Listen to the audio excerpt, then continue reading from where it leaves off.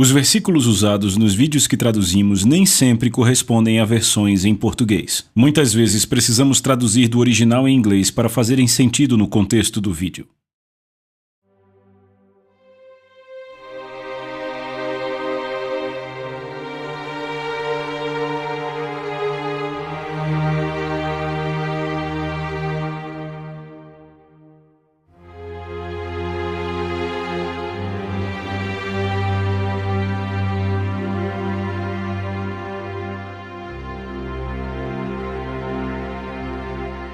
Amém, amém, amém! Bem, deixa eu contar para vocês. Aqui está um grupo de pessoas famintas pela palavra de Deus. Sabe, uma das facetas do temor do Senhor é tremer diante da sua palavra. Pessoas que amam a palavra do Senhor são aquelas que temem a Deus, amém? Pai, em nome de Jesus, fale conosco de novo. Confiamos em você para cada palavra. Em nome de Jesus, amém. Você pode sentar, vamos direto para a sessão número 2. O título dessa sessão é Um Vislumbre da Sua Grandeza. Em 1997, eu fui convidado para uma convenção nacional no Brasil e eu estava muito empolgado, eu nunca tinha ido ao Brasil antes. Eu lembro de entrar no avião e naqueles últimos 8 dias eu já tinha ido a Singapura e Suécia, e agora eu estava entrando no avião para ir para o Brasil e na primeira noite que eu acordei naquele país eu me perguntei em que lugar do mundo estou. Então voei para lá, fiquei orando a tarde inteira, eu estava muito empolgado, havia ouvido falar muito sobre o Brasil. E lá estavam me levando para aquela conferência enorme, eu lembro que foi na capital do Brasil, Brasília, e ainda estávamos a quarteirões de distância daquela conferência e já havia carros parados por todas as ruas. Eu perguntei ao motorista, esses carros vão para a conferência? E ele, sim, sim. Nós entramos no estacionamento, estava lotado, havia um lugar reservado. Eu lembro quando eu saí do carro, eu lembro de ouvir aquele louvor que vinha de dentro do auditório, porque entenda, o que acontece no Brasil é que eles deixam espaço que aumenta o pé direito em cerca de 1,5 metro por todo o prédio para melhorar a ventilação, vocês entendem? Então, eu me lembro, eu estava muito empolgado, eu entrei naquele prédio e eles imediatamente me colocaram na plataforma, estavam lá os melhores músicos de todo o Brasil e também cantores naquela plataforma e, eu vou dizer, eram muito bons, eu não entendia uma palavra do que falavam, era português, mas eram bons. E eu lembro que eu estava sentado na plataforma durante o louvor, o auditório lotado, sabe, milhares e milhares de pessoas, não havia um lugar vazio, sabe, por todas as galerias, todo lugar, tudo lotado. E eu pensei, rapaz, vai ser uma atmosfera e tanto, sabe, uma convenção nacional, mas lá estou eu parado e eu... Não há presença de Deus nesse lugar. Deixa eu explicar a vocês, a Bíblia fala de 2 tipos de presença de Deus. Primeiro, a sua onipresença. É a presença do Senhor sobre a qual Davi falou, para onde fugirei da tua presença? Se vou para o monte mais alto ou ao mais fundo abismo, ali tu estás. É a presença do Senhor que diz, nunca te deixarei ou abandonarei, é a onipresença. Mas a outra presença do Senhor que a Bíblia fala é a presença manifesta, repitam, manifesta. Jesus disse em João 14, eu me manifestarei a vocês, certo? Esta presença não estava naquela atmosfera. E eu lembro, sabe, eu estava ali sentado perguntando o que aconteceu. Eu lembro que eu orei e disse, Senhor, onde está a sua presença? E de repente foi como se Deus abrisse meus olhos para ter a resposta da oração. E eu comecei a olhar para aquelas pessoas e ali estavam todos louvando. E havia várias pessoas com a mão no bolso, olhando para cima assim, e outras pessoas de braços cruzados assim, olhando ao redor. Outras pessoas entrando e saindo para comprar e trazer coisas, sabe, Coca-Cola, tudo mais. Outras pessoas cochichando umas com as outras.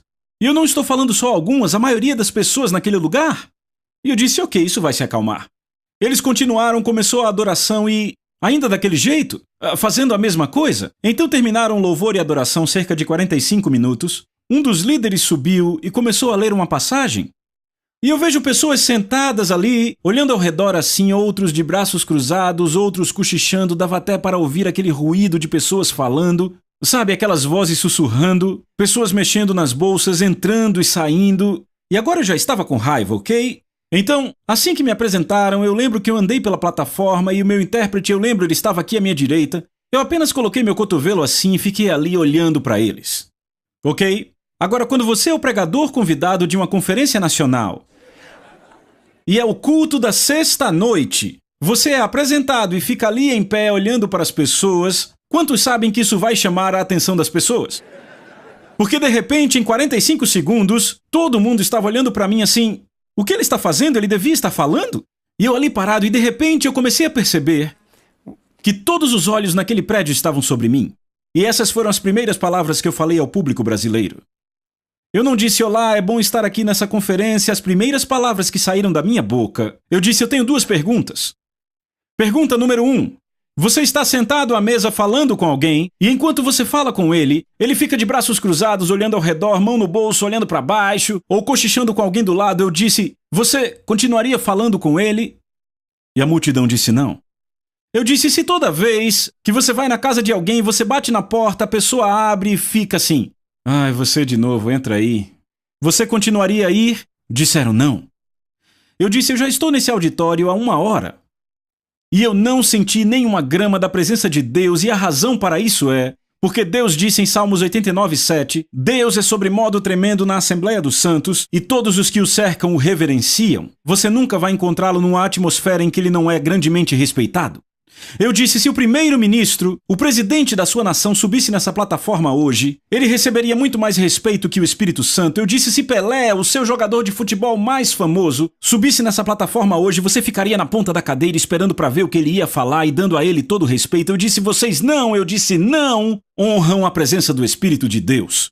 E pelos próximos 75 minutos eu preguei sobre o temor do Senhor. Quando eu acabei de pregar e dava para sentir a atmosfera mudando, a palavra quebrantando os corações dos homens, quando eu terminei depois daqueles 75 minutos de pregação, eu disse cada um, e entenda, era uma conferência de crentes, não era evangelístico. Eu disse cada um aqui que diz que é nascido de novo, mas não tem o temor do Senhor e quer se arrepender, levante. 3/4 daquele auditório se levantaram imediatamente. Ouçam. Assim que se levantaram, a presença de Deus entrou naquele lugar pela primeira vez. Eu estava chocado. Eu disse, rapaz, nem oramos? Sabe, entenda isso, eu estava naquele prédio há quase 2 horas, e eu não sentia nada da presença de Deus, e de repente as pessoas chorando, você ouvia os choros, dava para sentir, e nos últimos minutos, eu ouvi o Espírito Santo dizendo para mim, eu quero que você os guie numa oração de arrependimento, e eu fiz isso.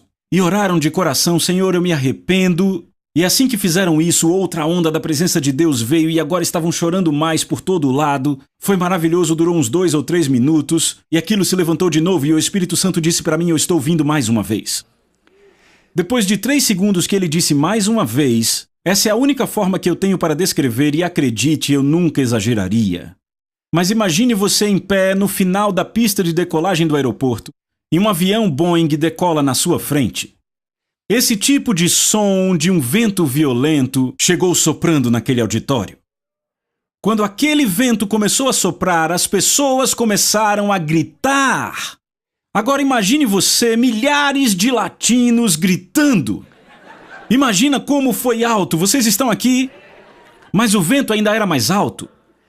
E eu me lembro que eu estava ali em pé, imagine eu ali em pé, e não esqueçam, o púlpito estava aqui perto, e eu lembro que eu olhei e fiquei, oh meu Deus!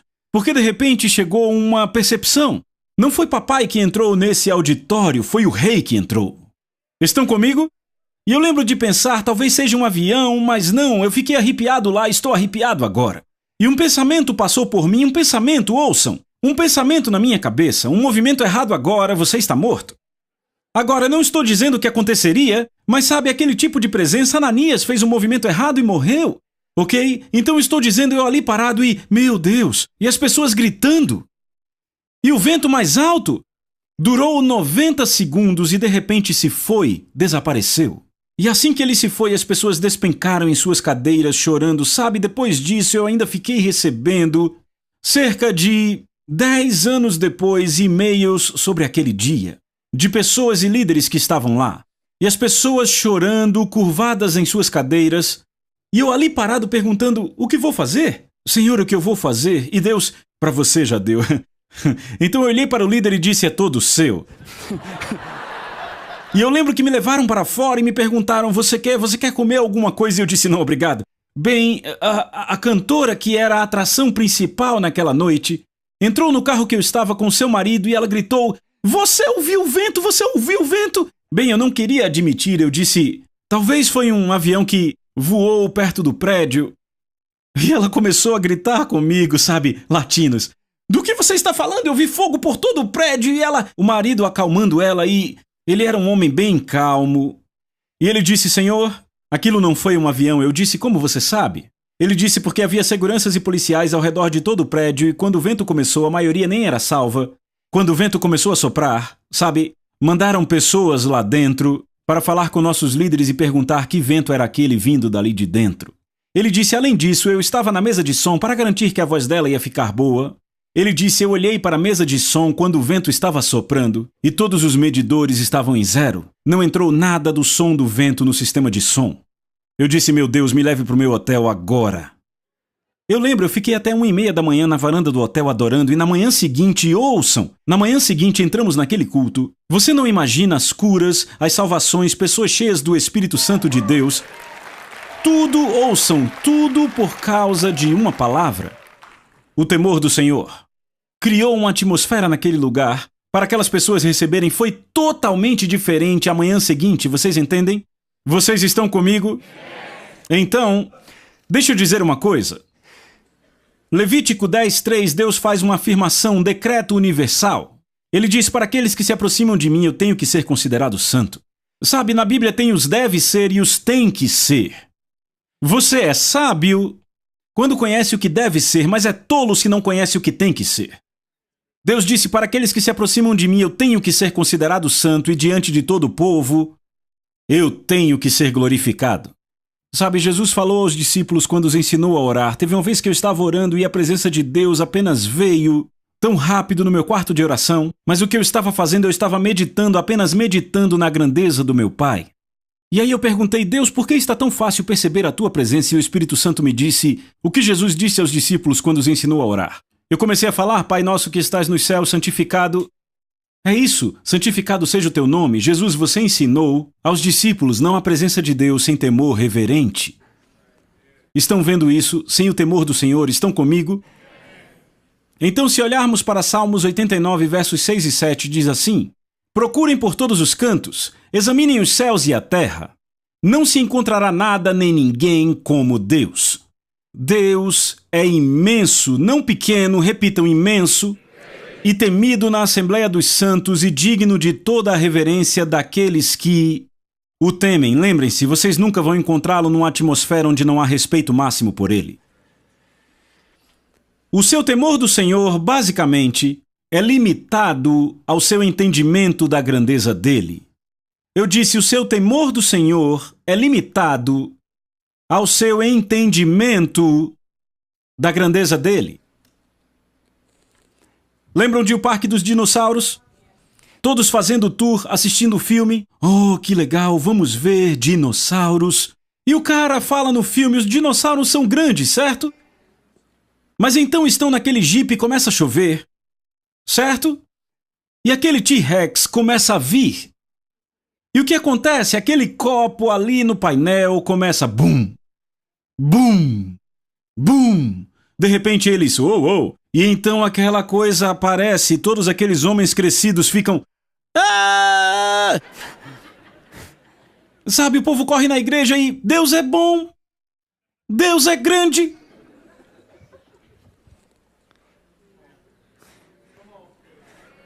Estão entendendo? E é por isso que não dá para ter o verdadeiro temor do Senhor se você não entende a grandeza dele. Certo? Foi por isso que Moisés clamou. Moisés clamou, por favor, me mostre a sua glória. Você tem que entender que Moisés era... Seu avô era o homem mais rico de todo o mundo. O seu avô tinha tudo que o dinheiro pode comprar. Moisés tinha visto milagres maravilhosos. Sabe, ora vamos. Sangue substituindo água. Sapos surgindo de todo lado. Primogênitos sendo mortos, mas Moisés disse, isso não é suficiente. Eu quero ver sua glória. Eu quero ver a sua grandeza. Moisés sabia o quão importante é conhecer a grandeza de Deus, porque isso nos mantém no lugar de temor reverente a Ele. Estão comigo? Por isso o salmista diz, procurem por todos os lados, examinem os céus. Não há ninguém como Deus, é o que ele está dizendo. Quanto maior a nossa compreensão da grandeza de Deus, embora ela em si mesma seja incompreensível, maior a nossa capacidade de temê-lo. Foi por isso que o salmista disse, Deus é o rei de toda a terra. Cantai louvores com entendimento. Vejam isso, cantai louvores com entendimento, entendam a grandeza dele.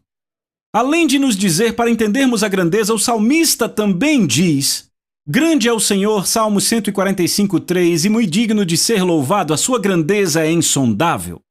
Então aqui o salmista diz: cantai louvores com entendimento, busquem o entendimento de quão grande ele é, mas então ele diz: sua grandeza é insondável.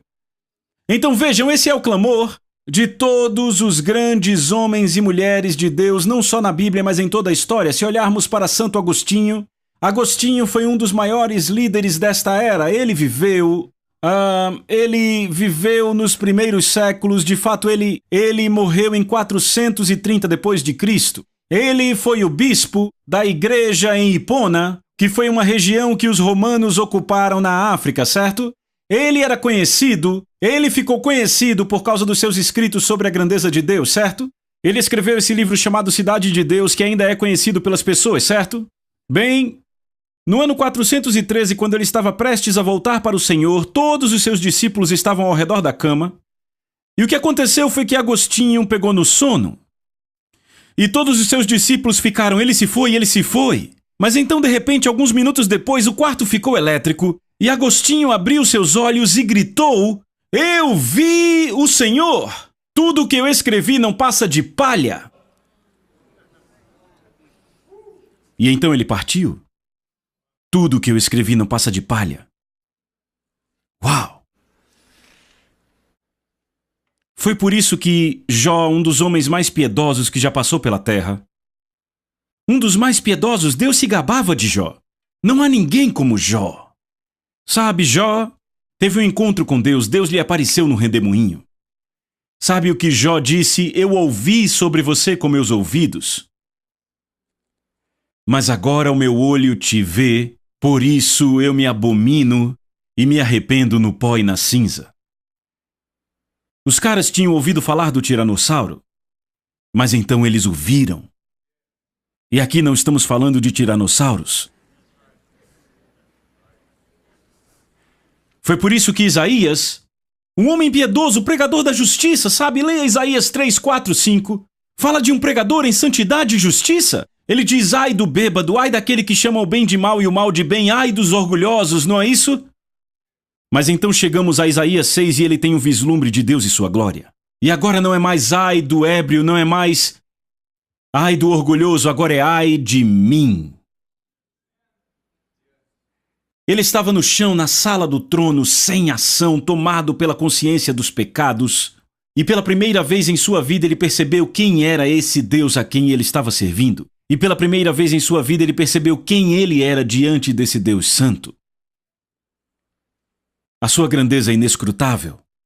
Eu disse: a sua grandeza é inescrutável. Se olharmos o apóstolo João, tão próximo de Jesus, colocava sua cabeça no peito dele. Sabe, Jesus olhou para ele e disse: agora ela é sua mãe, a minha mãe agora é sua mãe, cuide dela. Sabe, ele não deixou sua mãe com Pedro, não deixou sua mãe com Tiago, deixou com João. João era seu amigo mais próximo. Ele é referido nos evangelhos como aquele a quem Jesus amava. E aí está João, tão próximo de Jesus, mas então Jesus revela-se em sua glória e sua grandeza na ilha de Pátimos.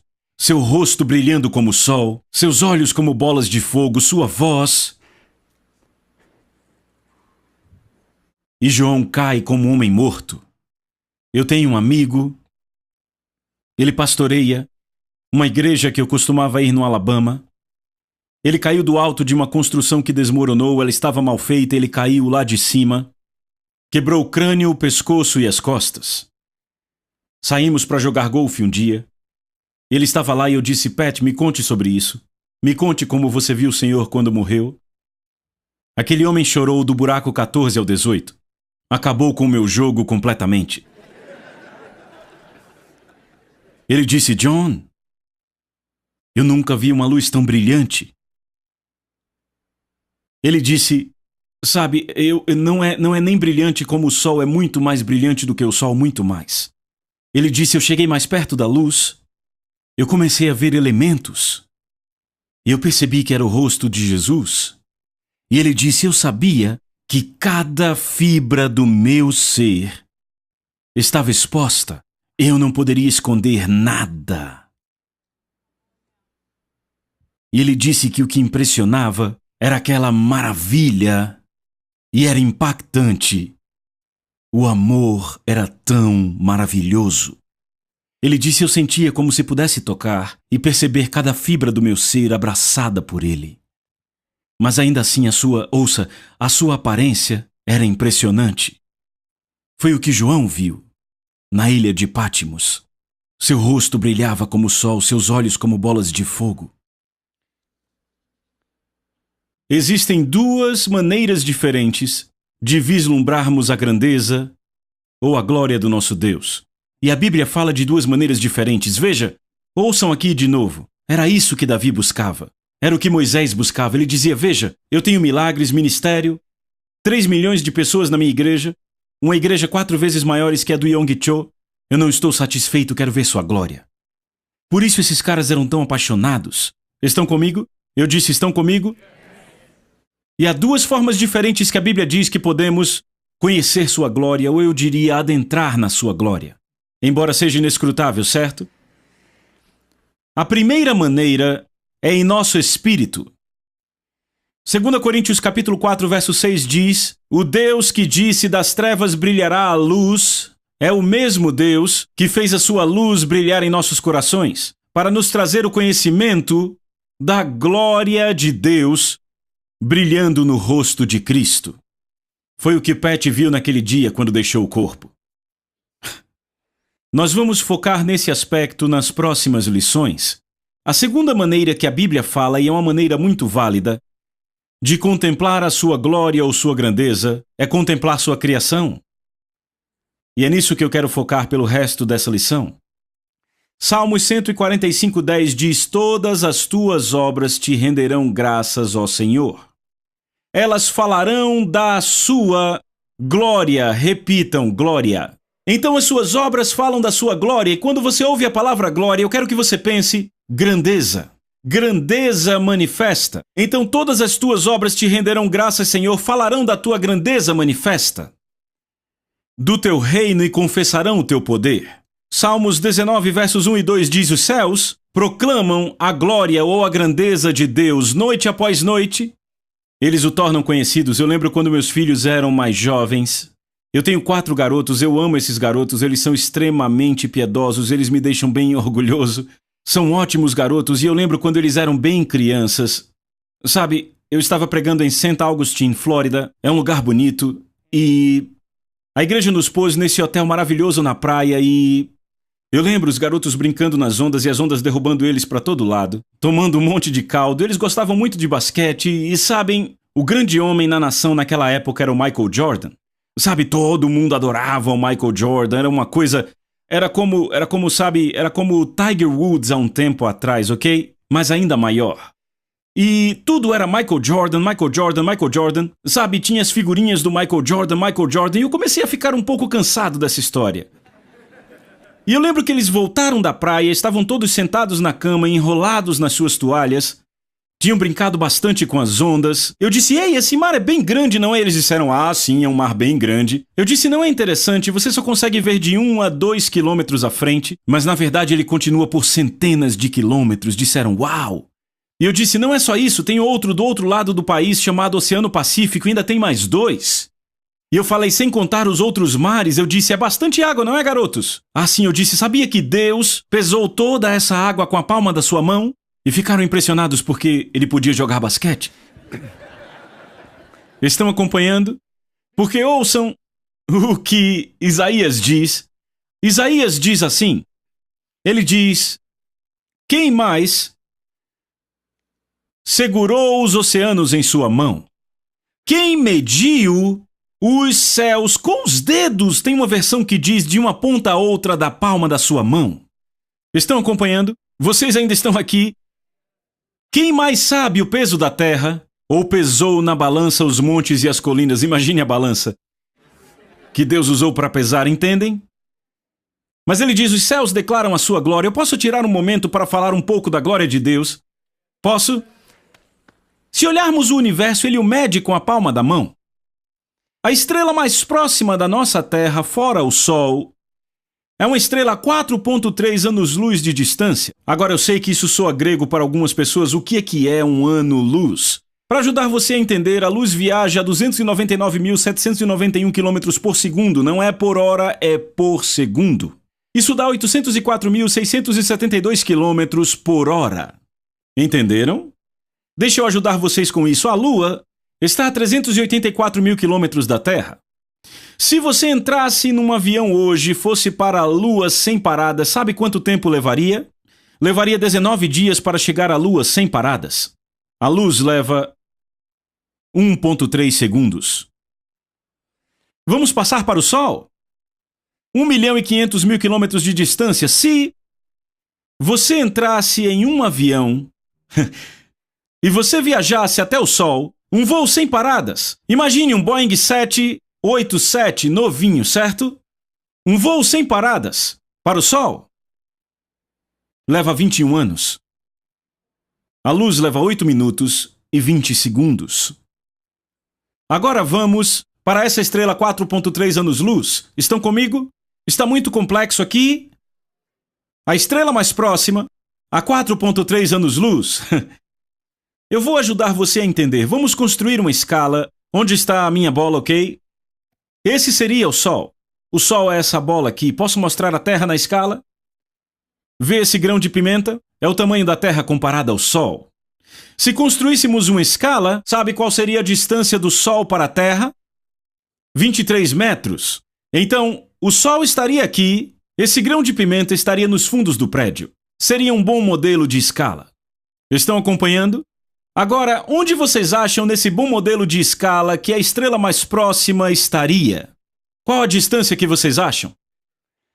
Você acha talvez 900 quilômetros? 1.800 quilômetros? 643.700 quilômetros. Ou seja, se pusermos o grão de pimenta em San Diego e colocarmos o Sol a 23 metros, a estrela mais próxima, 4,3 anos-luz, não só passaria de Nova York, mas estaria a mais 1.600.000 quilômetros no oceano. Então atravessaria todo o país e mais de 1 milhão de quilômetros pelo Atlântico. Se estivéssemos a bordo de um avião, se entrássemos num avião e fizéssemos um voo sem paradas para a estrela mais próxima, só a estrela mais próxima, quanto tempo levaria sem parar? Em um avião, 51 bilhões de anos. Estão aqui a estrela mais próxima. Agora, a estrela média que vemos no céu à noite está entre 100 e 1.000 anos-luz de distância. Ok?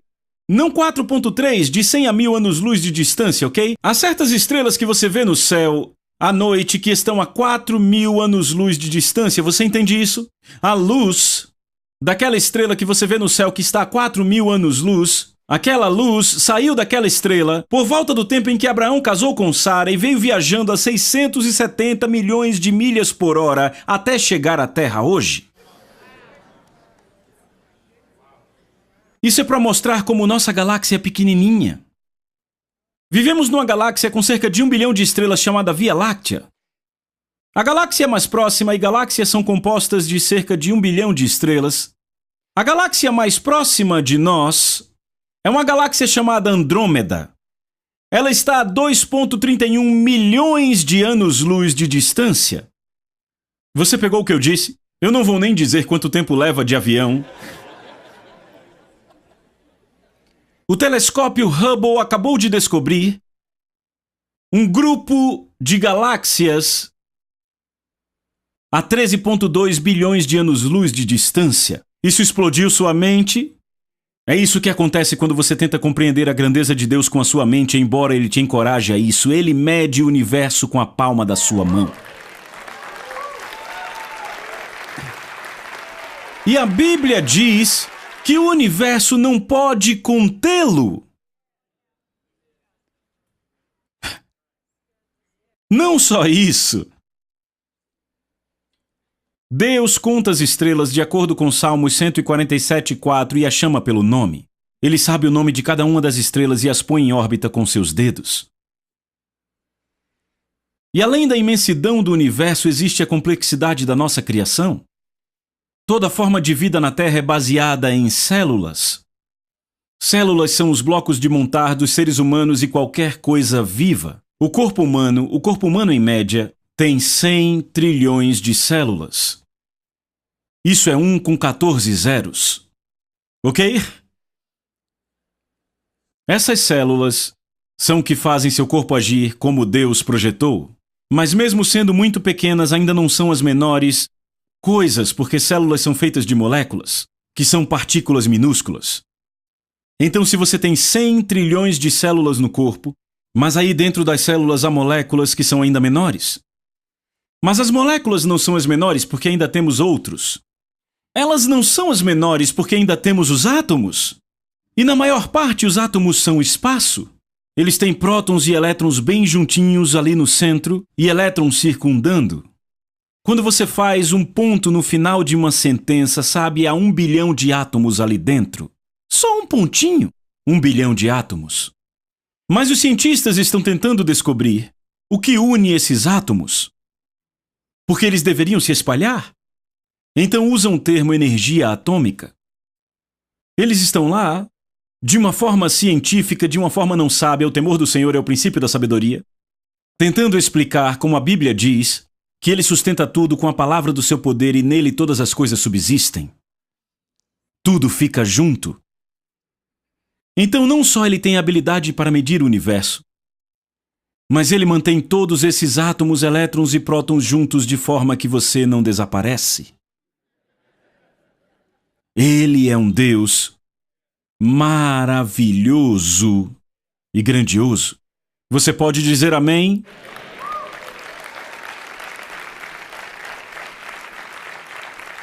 Deixa eu te dar outra promessa do temor do Senhor. Ele assegura a atenção contínua de Deus. Os olhos do Senhor estão sobre aqueles que o temem e esperam por sua misericórdia. Deixa eu dizer algo. Salmos capítulo 8 diz: o que é o homem para que com ele te importes? Porque o salmista diz: quando contemplo os teus céus, obra dos teus dedos, e a lua e as estrelas que ali firmaste, o que é o homem para que com ele te importes? Eu creio que esse salmo eram as palavras dos anjos de Deus, falando da criação que viam daquele Deus magnífico, a quem serviam e chamavam Santo, Santo. E ele expande aquele universo.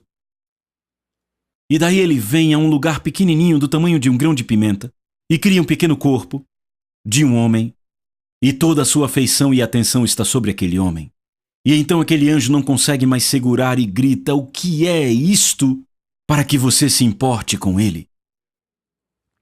Isso confundiu os anjos que gritavam Santo, Santo. Como é maravilhoso o Deus a quem servimos. É por isso que a Bíblia diz para temê-lo, para honrá-lo. Vejo você na próxima sessão.